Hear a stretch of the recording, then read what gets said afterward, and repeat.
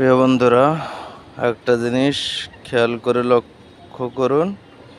দেখুন, খিদা যন্ত্রণা যে শুধু মানুষের আছে তা না, পশুদেরও আছে। দেখুন এই ভিডিওটি তাই না করে আর পারলাম না।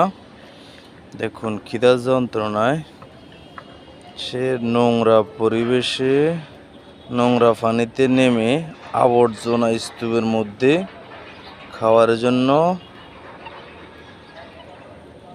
দেখুন ময়লার যেখানে ময়লা ফেলায় সাধারণ মানুষ, সেখানে খাবারের সন্ধানে গরুটি নেমে পড়ল।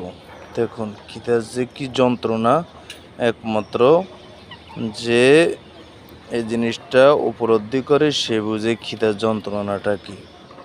ভিডিওটি শেয়ার করে দিবেন সবাইকে দেখার জন্য।